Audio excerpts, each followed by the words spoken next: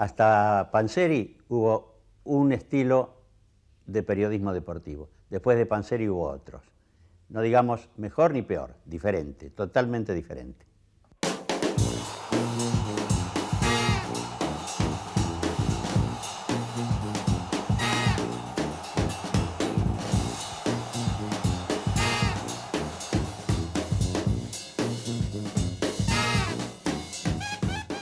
Dante era un excelente compañero de trabajo, un tipo muy simpático, con mucha gracia, con quien daba gusto pasar horas en una redacción. Yo lo que le tengo a Panzeri es un profundo respeto. Si existió un periodista libre de toda sospecha en la Argentina, no me preguntás quién fue, no dudo un segundo, te digo, Dante Panzeri.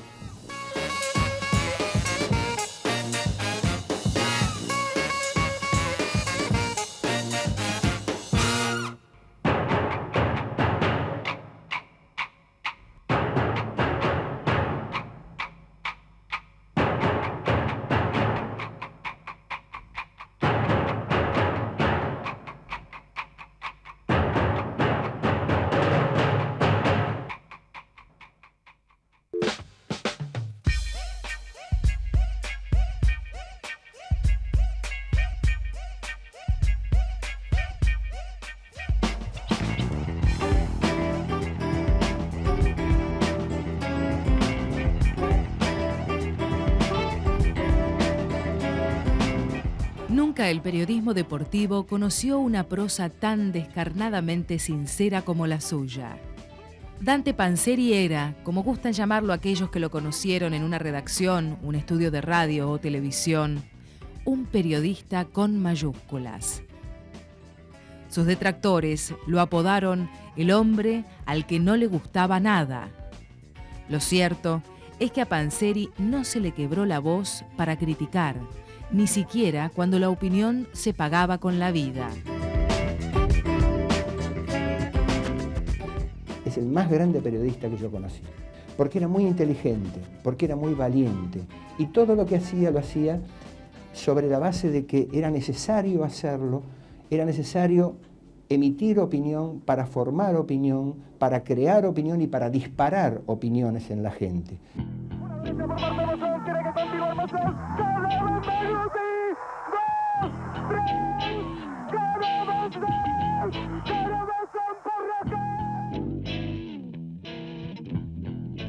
Yo digo que fue una marca deportiva. Mucha gente compraba Crónica por Panzeri. Escuchaba el programa del canal 11, 13, el que fuera, por Panzeri. Eso no se dio y va a ser muy difícil que se dé.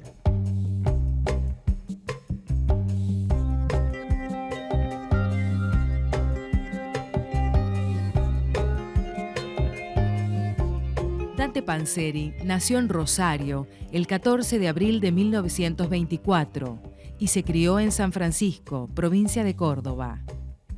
Allí cursó en escuelas privadas sus primeros estudios.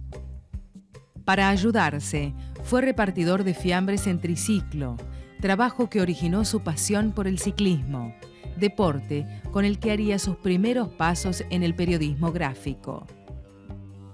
Panzeri fuera de la redacción era un tipo muy alegre, muy divertido, cáustico en muchas cosas, sobre todo cuando se entusiasmaba y hablaba de fútbol o de otros deportes en los cuales él también dominaba, pero en lo personal era muy divertido, muy alegre y tenía un gran sentido del humor. Por ejemplo, era muy frecuente que me llamara, o yo lo llamara y le dijera, o me dijera, estoy por el centro, vamos a tomar un café, y para mí era una fiesta.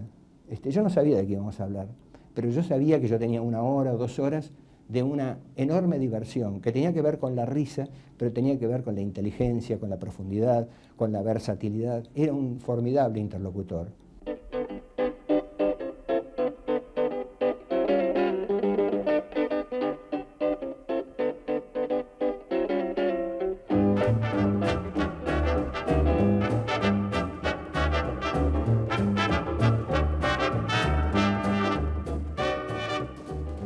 Su primer trabajo en los medios fue en La Voz de San Justo, en San Francisco.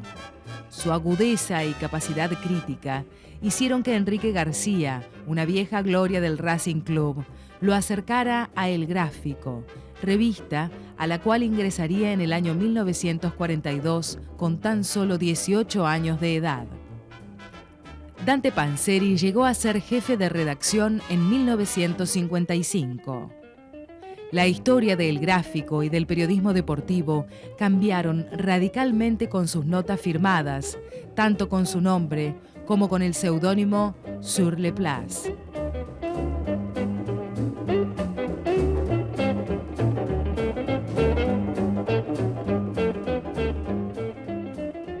El Gráfico era su gran amor, fue su gran amor periodístico, y lo convirtió en una tribuna de sus ideas y de quienes compartíamos las ideas de él. Bueno, eso con el alejamiento de Dante cambió, y El Gráfico, que era por entonces, me consta porque yo escribí en El Gráfico por sugerencia de él, era la revista de deportes de idioma castellano más famosa en todo el mundo, era terrible la trascendencia de lo que uno escribiera ahí, pasó a ser esto de ahora, un diario, una revista en extinción que creo que le queda poco para desaparecer. Que no alcance bolas, toma Rulli, habilita en este momento a su compañero Cárdenas, va a tirar, tira violentamente a la izquierda.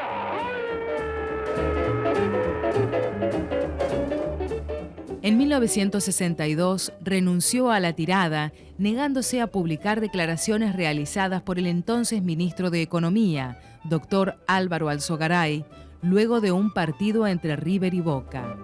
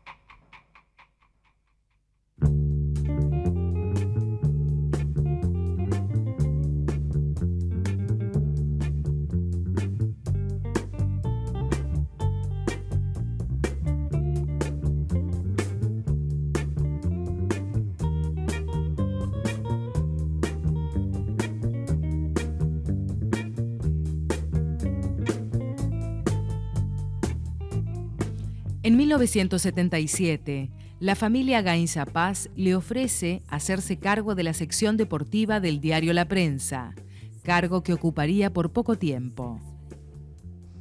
Pero él llegó a La Prensa con la promesa de que era entonces director y casi dueño del diario, de darle absoluta libertad para elegir a sus colaboradores y para hacer el periodismo que él considerara que era lo que tenía que ser para la prensa.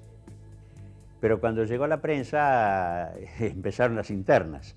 La gente que se sintió desplazada empezó a hacer un poco de, no digo sabotaje porque no es la palabra, pero sí a modificar un poco las cosas y a lo mejor a conversar con el director o con el responsable y decirle, mire, no puede ser, que Panzeri, que este no es el estilo de La Prensa, hasta que al final la cosa duró muy poco. Y cuando vio que no se cumplían las promesas iniciales, se retiró, se fue. Se fueron todos.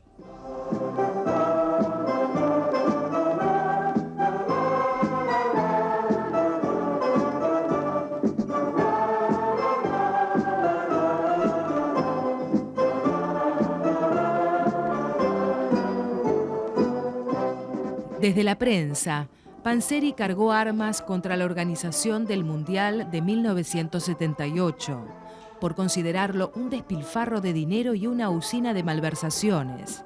Declaraciones que le valieron una cita con el entonces hombre fuerte de la dictadura, almirante Carlos Lacoste.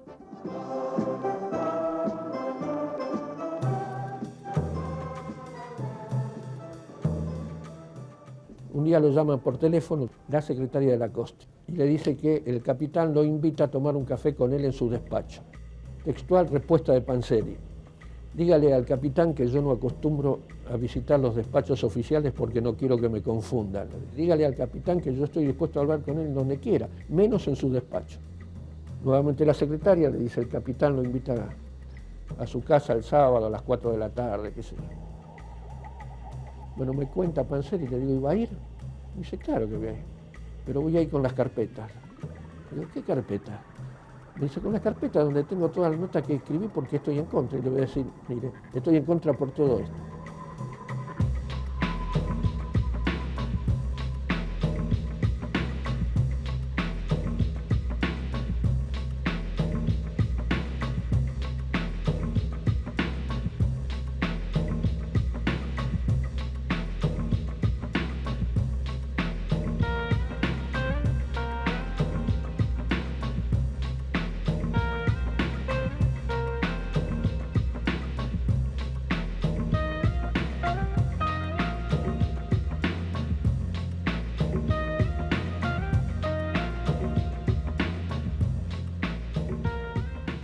Nos reencontramos el lunes, le digo: ¿cómo le fue con Lacoste? Me dice: estuve 3 horas en la casa y trató de convencerme de que cambie de opinión. Y no cambié de opinión, le dejé las carpetas. Esto contado hoy es una simple anécdota de redacción, pero vivida en ese momento era un acto de una valentía tan grande que a mí me dejó marcado para toda la vida.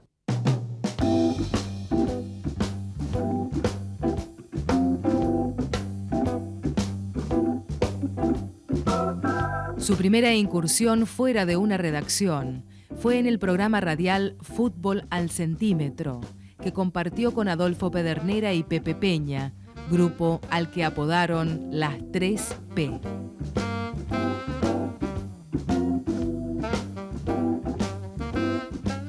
Ese programa en radio era una revolución conceptual, hablaban distinto y pensaban distinto.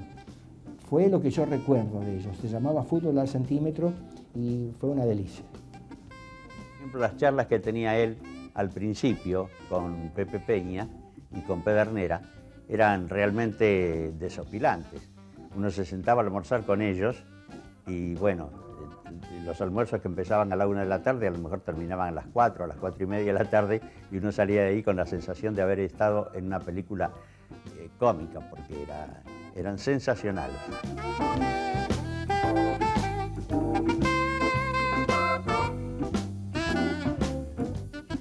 Es justamente en la radio donde Panzeri comienza a construir las bases de su personalidad pública. Al periodismo deportivo le cabe la obligación de pensar para educar, no para agradar, afirmó desde algún estudio. Además era muy directo, muy frontal, como lo era en la vida. Es decir, él no buscaba una figura para tratar de no molestar a nadie, no le importaba, él tenía lo que creía su verdad y la decía. Yo tengo en el archivo títulos antológicos, por ejemplo, en la revista Sí. Una vez jugaron una semifinal de Copa América, Estudiantes y Racing en La Plata, esto fue en el año 68, que es el partido más violento que yo vi en mi vida jugar, pero violento. Y Dante Panzeri tituló: si esto es el fútbol, que el fútbol se muera.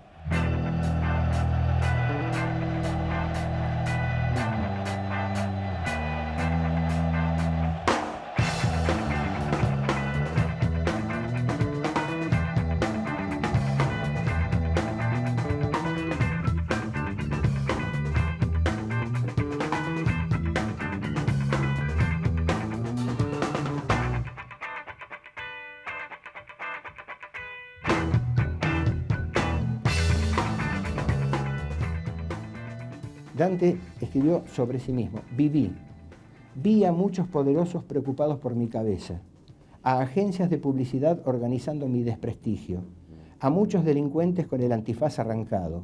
Viví todo eso y mucho más. Viví, en suma.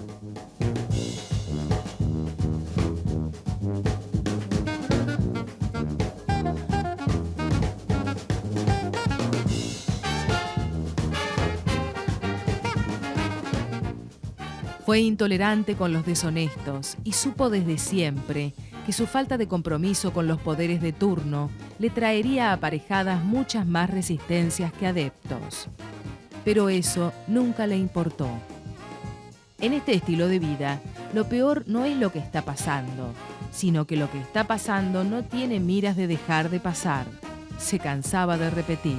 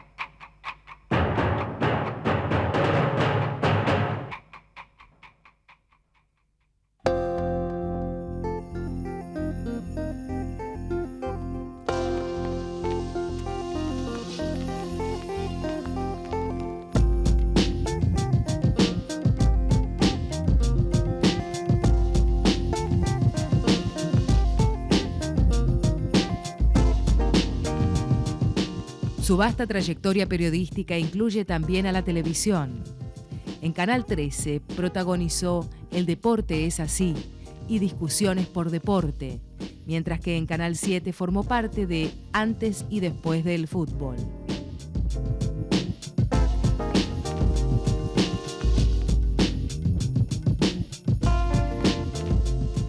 También publicó 2 libros de polémica repercusión: Burguesía y gangsterismo en el fútbol y Fútbol, dinámica de lo impensado.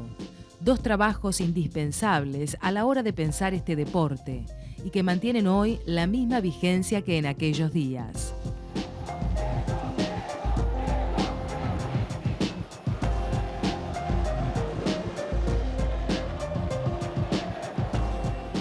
Él estudiaba, se capacitaba, se preocupaba mucho, tenía abogados, eran amigos, asesores, en fin, a los que consultaba, y tenía por eso todo lo que él decía un enorme fundamento jurídico, legal o social o filosófico, lo que fuera.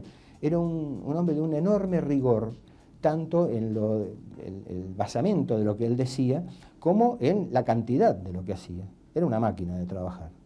Ahora, Panzeri también tuvo una ventaja con la que no contaron ninguna de los periodistas, ni de antes ni de ahora, y que se debe al reconocimiento a su honestidad sobre todo y a su coraje, que es la colaboración anónima. Es decir, a Panzeri le llegaban denuncias de hechos, pruebas de hechos, de cualquier sector de la República, de cualquier ciudad de la República. Entonces las cosas que él, o las denuncias que formulaba, las tenía documentadas. Es decir, no era que él, a veces sí, por supuesto, iba en busca de un tema y lo profundizaba. Muchas veces esos temas le llegaban a través de la gente que él se había sabido ganar con su capacidad.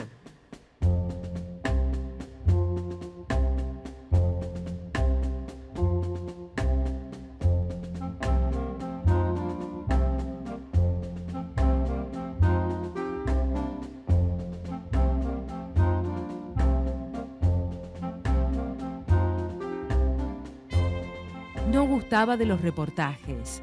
El suyo era un periodismo hecho por periodistas. Periodismo de opinión, no de descripción. Nunca pisó un vestuario o un despacho oficial. Jamás respetó los códigos preestablecidos, actitud que le costó más de un enemigo. Panzeri decía las cosas con todas las letras y por eso tuvo momentos de gran apogeo. Indudablemente tenía rating, ¿no? Pero a las autoridades no les gustaba eso. Y como este es un país demagógico, donde todos somos buenos muchachos y donde el que critica no es bien visto, entonces le fue muy mal. El legado que dejó lo ejercen francotiradores. En algún medio hay alguien que tomó algunas banderas de Panzeri, las planta y las defiende. pero es un francotirador, tiene a todo el medio, incluso a sus compañeros, haciendo otra. Y yo siento que se haya muerto, porque este hubiera sido un momento ideal para Panzeri. En este momento Panzeri tendría 20 temas por día para escribir, para hablar por radio y para mostrarlo por televisión. Le dolería mucho, seguramente, porque no estaría de acuerdo con casi ninguno, o con ninguno, con toda seguridad, pero abriría un surco que hoy nadie abre.